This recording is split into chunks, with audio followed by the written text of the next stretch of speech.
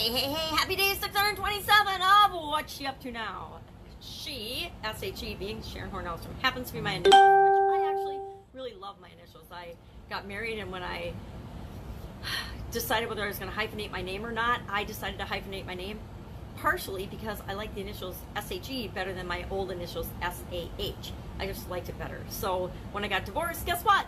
I kept my same name so that I could have the same initials. I know it's silly, but I like it better. It's a lot easier to write S-H-E than it is Sa, or She. I like She better. So, got nothing to do with anything today. Busy, so I probably shouldn't be talking long. I used to love being busy. I spent my whole life, up to 50, being super duper busy. Running around like a chicken with my head cut off, doing a gazillion things, probably doing more in a day than most people did in a week. It was kind of stupid, and it landed me actually dead in the emergency room and dead and frozen for a little over a week, and with an Ironman, an ICD. I don't know if you can see it, my Ironman. So busy to me is now very overrated. The whole hustle and grind thing that a lot of people purport as the only way to be successful, complete and utter nonsense, just so you know. Now, some people need to bust their butt and hustle to get anything done, and hurry and run through their life. But the truth is, we really don't have to. If what we're doing is in alignment and it's what we should be doing and for us, we don't really have to put that much hustle and effort and BS behind it. We just have to be ourselves and move toward what feels right to us and move toward what it is that we want to create in the world. And that's a really simplistic way of looking at it, but if you just take a deep breath, go for a walk outside in nature and chill, you'll know what to do. We always know what to do. I think we spend more time as humans telling ourselves, I don't know what to do, when we totally always know what to do. We just don't necessarily want to face up to that we know what to do, because then we can play the victim. We can say, oh, I don't know what to do, and you sound like everybody else, so nobody gives you a hard time for it, except once in a while. You'll run across somebody that actually calls you out on it and says, hey, I know that you know what to do, or you're just being ridiculous. And then you get all embarrassed because you're like, yeah, I really know what I want to do. I just don't want to make the change and the effort to change and move toward and do it. So, busy. I'm feeling busy and a little pressure to get things done, but I'm just taking a deep breath and saying, you know what? It's all going to get done. Got a bunch of travel coming up. I've done the key components of what I need to do to be ready for that. Haven't packed or anything, and so those things kind of make me think, oh, I got to get those things done. I better be busy on that. Hanging out with my 4-year-old granddaughter, but my first trip starts Friday. So I'm like, I got to get at least ready for that first trip. Then I come back for a day, and I have to get everything ready for 20 days being gone. And that's the one that's going to freak me out. A weekend, I got that. That's not a problem. I can grab a bag and get ready for that in 20 minutes to an hour max. I can have everything ready to go for that. But 20-day one's going to take a little bit more planning, because I only get one suitcase. I've told myself I'm only going to take one suitcase and one carry-on, primarily because the first part of the trip is going down to Texas, and we're driving my mom's new vehicle down there. And my mom is like, I look around, and as I've been moving and transitioning, it was hard to get rid of 90% of my material things, but it was easy because I look at both my mom and dad are total savers and pack rats, and I definitely got that gene, or I got that belief system from them, and I love to save things. I love to keep things. I am not quite a reformed, but reforming office supply hoarder. I don't know why, but I love office supplies. I love them. I love journals. I love notebooks. I love office supplies. So, and teddy bears, but I've stopped collecting teddy bears, and I got rid of most of them. I got rid of a lot of office supplies, but kept a lot too. So I know I need to still work on that one. I have a lot of everything, and I gave away and got rid of and let go of a lot of things that I used to save and collect, and some people would say hoard, but I didn't have the little trails through my house, although I kind of do right now as I'm moving and in transition. So that's got to go. I look around sometimes and I think, I still have so much chaos in my life. Now, I got rid of a lot, but I need to get rid of more so my mind can be clear and focused, and I can move toward what I want all the time and not have all the clutter and things, in the background eating away at my brain and my mind. That's why I write everything down, is because then I feel like I get to dump it out of my brain sometimes. Did have a discussion with one of my coaching students because I was encouraging him to write things down. He's like, I'm not going to do that. I'm not going to write it down. And I'm like thinking, okay, this is why we're still talking after almost 2 years and you're not getting stuff done and implementing because you don't want to write stuff down. If I were to choose again, and I'm kind of hoping he doesn't listen to this, but he would not be on my ideal client list. Love him as a friend, but he would not be a person that I would choose to work with nowadays, because I've learned more about picking the people that are a good fit for you. And there's some things that, based on my decades of experience, I know work or don't work. And I remember my dad on his dying bed, and when he could still talk to the grandkids and stuff, the last thing he told each one of them was, write down your goals. He didn't say, think about your goals and they might happen. He said specifically and clearly, repeatedly, write it down. And why? Because he knows it works. He always wrote down his goals, and it worked for him. He knows it's worked for every other successful person on the planet, has in some way, shape, or form actually physically written down and visualized what they want. And even if they didn't physically write it down because they couldn't write, it was ingrained in their being, and they would repeat it over and over and over again and make it a reality, and they would envision it happening for them. So you can tell people that, but they have limiting beliefs, and oh, I've done that. I wrote it down once and it didn't work for me. I wrote down that I want to be a billionaire, and here I am 10 years later and I'm not a billionaire yet. I mean, that's the story you'll get from people. And then those are the people I say, yep, I get it. I hear what you're saying. You tried it once. Well, that's not the kind of person I'm going to have as someone that I'm going to help and coach, because I know that if you're willing to quit on yourself, if you're willing to quit on your dreams and goals, and you're not even willing to write them down because you don't believe them enough to even put them on paper, then I can't help you achieve them. That's such an entry-level belief, and I'm guilty of that too. There have been times in my life where I wouldn't write things down, because then I knew I had to hold myself accountable to it.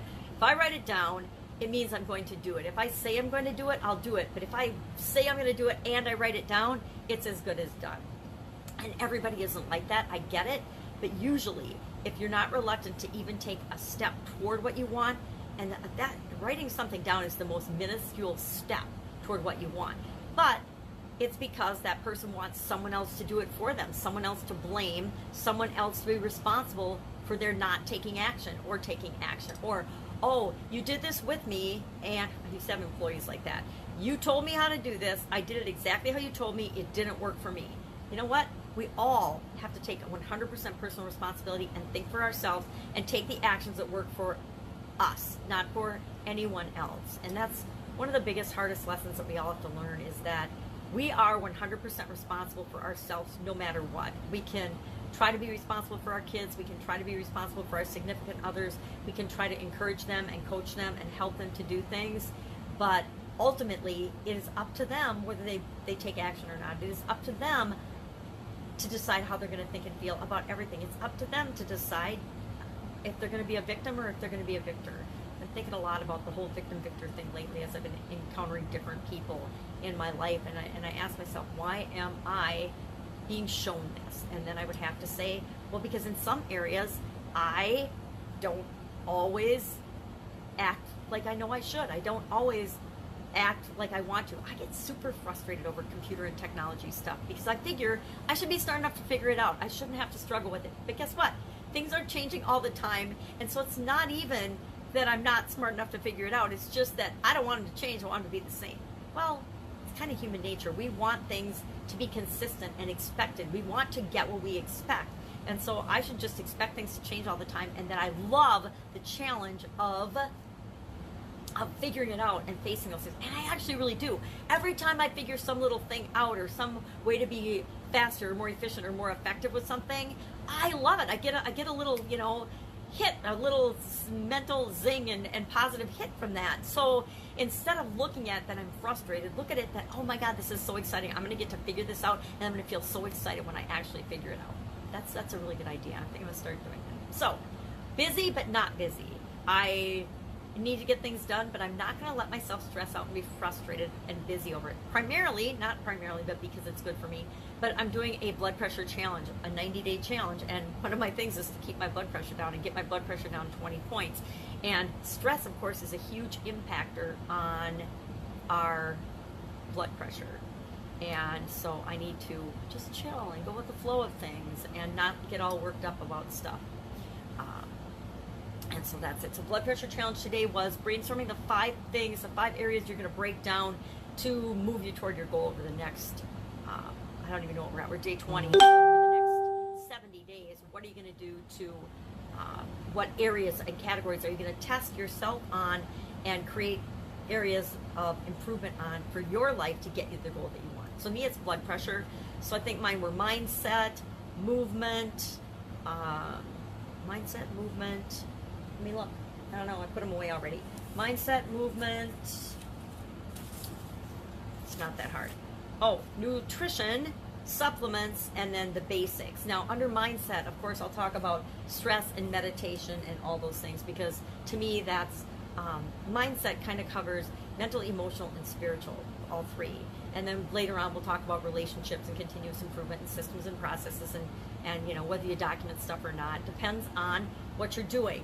If you want, and I do or do not document things. I'm really actually kind of anal about documenting things. I keep track of already. So for nutrition, it's already a habit for me, writing down everything I consume. And I've done that since my sudden cardiac arrest, because I knew that one of the areas I was really negligent in was eating and taking care of myself, and exercising and movement. So these are just kind of a reminder of the things that I need to work on anyway.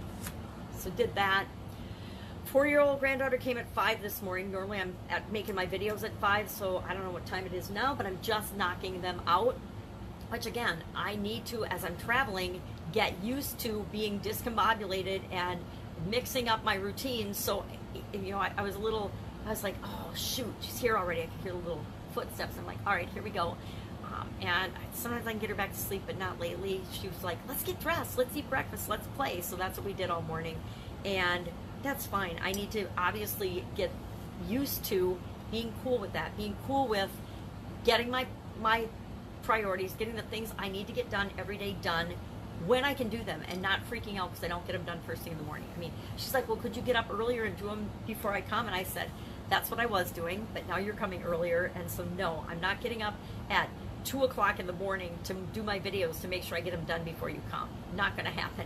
Not going to get up, get cleaned up, put on a clean robe, and do that. It's just a little bit silly when I don't need to. I can do them after she goes to school. I got 3 hours, plenty of time to create my content, and I decided yesterday it's past time for me to get somebody that actually does the piece of disseminating my content for me. They're not going to be me. They're not going to be my social media person, but they are going to be the person that I create the content, you distribute the content for me, because it's getting too challenging. The magnifying glass, and that's, I think, part of the frustration, is that it's sending me the message that it's time to get that shared responsibility and not be doing it myself. I mean, I know I'm stubborn, but I don't need to be that stubborn.